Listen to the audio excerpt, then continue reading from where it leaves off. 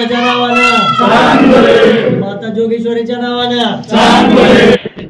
लोकशाही जर मजबूत करायची असेल तर आपल्याला लोकांनी त्याच्यामध्ये पुढे आलं पाहिजे, लोकांनी भूमिका घेतली पाहिजे आणि लोकांनी याच्यात काम केलं पाहिजे। या लोकशाहीमध्ये जसे आपल्याला काही अधिकार येत आहेत तशाच पद्धतीनं लोकांच्या काही जबाबदारी सुद्धा आहे। या पद्धतीनं लोकशाही मजबूत होण्यासाठी लोकजागृती करणं हे सुद्धा या पाठीमागचा एक उद्देश आहे। ही भूमिका घेऊन आम्ही गावोगावी जाणार आहे।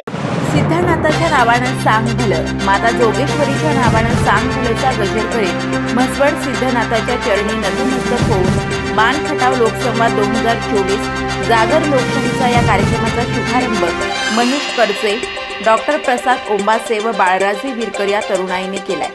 यावेळी माजी नगरसेवक अंगुली बनसोडे, नितीन दोशी, ॲडव्होकेट सतीश जानकर, जितेंद्र भोकरे, रणजित कालेकर, गणेश कोळी, मराठा समन्वयक प्रसाद माने, महावीर काळेल, आबाजी ओंबासे, सचिन खाडे, दिलीप माळवे, अमर ढोले, बाळासाहेब चव्हाण, सत्यवान काळेल, विशाल काळेल, राजेंद्र गाडवे, योगेश ओंबासे, किरण खळवे, साईश ओंबासे, वैभव ओंबासे, प्रशांत ओंबासे, बाळासाहेब चव्हाण, गुलाब खताळ, सचिन लाडे, विलास राजगे, सौरभ झिमल, विलास विरकर, पांडुरंग सरक, तायप्पा कोळेकर, दत्तू काळेल, संजय काळेल, पिंटू यादव, हिंदूराव वाघमारे, संतोष तुपे, दादा काळेल, विक्रम काळेल, प्रवीण काळेल, सिद्धनाथ काळेल, विठ्ठल काळेल आदी मान्यवर उपस्थित होते।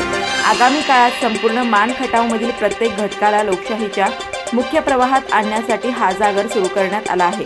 या कार्यक्रमाच्या अनुषंगाने मान बुलेटिनशी बोलताना महेश करचे म्हणाले, म्हसवड किंवा आपल्या मान खटाव तालुक्याचं बघितलं, घोंगडी प्रसिद्ध हे आपले बलस्थान आहे।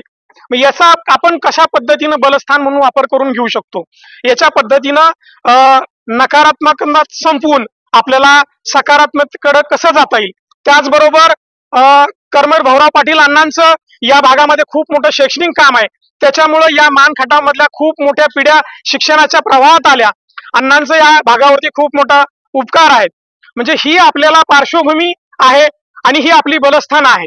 मग असं असताना आपण जर बघितलं तर विकासाच्या प्रक्रियेमध्ये विकास म्हणजे नक्की काय, तर विकास म्हणजे फक्त एका गोष्टीत विकास नाही होत, तर विकासासाठी या सगळ्या गोष्टींचा आयाम आहे। त्या विकासाच्या गोष्टीसाठी आरोग्याच्या क्षेत्रात काम करावं लागेल, शिक्षणाच्या क्षेत्रात काम करावं लागेल, औद्योगिक क्षेत्रात काम करावं लागेल, व्यापारी क्षेत्रात काम करावं लागेल, शेती क्षेत्रात काम करावं लागेल, जलसंधारण मध्ये काम करावं लागेल, शेती क्षेत्रात काम करावं लागेल।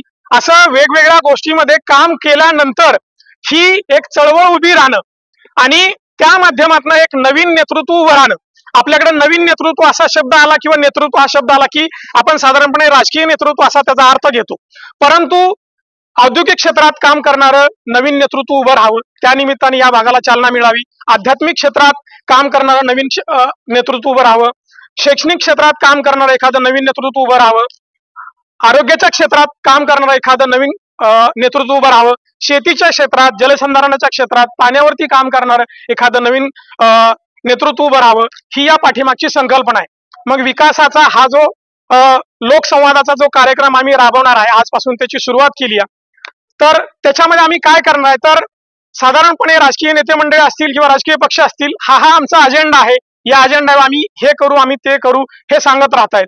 आम्ही या लोकसंवादाच्या कार्यक्रमाच्या माध्यमातून जनतेमध्ये जाणार आहोत आणि जनतेला खऱ्या अर्थानं कसा विकास पाहिजे, म्हणजे आरोग्याच्या काय सुविधा असतील, शिक्षणाचं काय काम आहे, काय व्हायला पाहिजे, शेतीमध्ये काय व्हायला पाहिजे, पाण्याच्या संदर्भात काय व्हायला पाहिजे, आरोग्याच्या क्षेत्रात काय व्हायला पाहिजे, शिक्षणात काय व्हायला पाहिजे, जनतेकडे ते आहेच ऑलरेडी, ते आम्ही एकत्रित करणार आहोत आणि हे सगळं फिरून झाल्यानंतर हा जनतेचा अजेंडा म्हणून आम्ही प्रसिद्ध करणार आहोत। आणि हा मान खटाव ज्या जनतेचा राजकीय अजेंडा किंवा विकासाचा अजेंडा असेल आणि ते एक खुलं डॉक्युमेंट असेल, ओपन सर्वांसाठी असेल, ते कुठल्याही राजकीय पक्ष किंवा कुठल्याही राजकीय नेते स्वीकारू शकतात। हा जनतेतून आलेला जनतेचा अजेंडा असेल, त्याच्यावरती ज्याला कुणाला काम करावंसं वाटेल ते काम करू शकतील, अशी साधारणपणे इथली आमची या पाठीमागची भूमिका आहे। विकास म्हणत असताना विकास कामांच्या नावाखाली फक्त चार दोन लोकांचा विकास झाला म्हणजे विकास होणार नाही, तर या सगळ्या क्षेत्रात विकास व्हावा लागेल, त्याच्यानंतर खऱ्या अर्थानं आपल्याला विकास झाला असं म्हणावं लागेल। आणि ती फक्त कुठल्या एका राजकीय पक्षाची, कुठल्या एका सामाजिक कार्यकर्त्याची जबाबदारी नाही, तर जसं लोकशाहीमध्ये आज लोकशाही खऱ्या अर्थानं धोक्यात आहे, म्हणजे लोक पैसे देऊन विकत घेतले जात आहेत, मतं विकत घेतली जात आहेत। मग या परिस्थितीला आपण सगळे जबाबदार आहोत, असं आमची या पाठीमागची भूमिका आहे. लोक जर जागरूक झाली, लोकांनी या गोष्टीला विरोध केला आणि लोकांनी लोकांचा अजेंडा तयार केला, तर कुठल्याही राजकीय पक्षाला, कुठल्याही राजकीय नेत्यांना त्या अजेंड्यावरती काम करण्याला भाग पडेल. लोकशाही जर मजबूत करायची असेल तर आपल्याला लोकांनी त्याच्यामध्ये पुढे आलं पाहिजे, लोकांनी भूमिका घेतली पाहिजे आणि लोकांनी याच्यात काम केलं पाहिजे. कारण लोकशाहीची व्याख्याच आहे लोकांनी लोकांसाठी चालवलेलं लोकांचं राज्य. मग ते राज्य कधी येईल तर या लोकशाहीमध्ये जसे आपल्याला काही अधिकार येत आहेत तशाच पद्धतीनं लोकांच्या काही जबाबदारी सुद्धा आहेत. या पद्धतीनं लोकशाही मजबूत होण्यासाठी लोकजागृती करणं हे सुद्धा या पाठीमागचा एक उद्देश आहे. ही भूमिका घेऊन आम्ही गावोगावी जाणार आहे, मान खटावमध्ये पूर्णपणे जाणार आहे, ही आमची भूमिका आहे.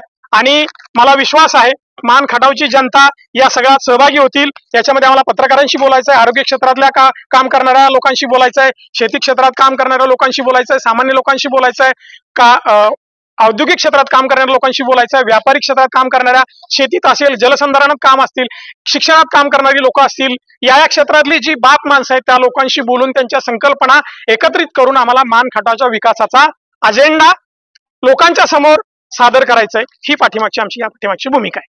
सबस्क्राइब करा, अपडेट रहा. मान बुलेटिन न्यूज नेटवर्क साठी दौलत नाईक, दहिवडी.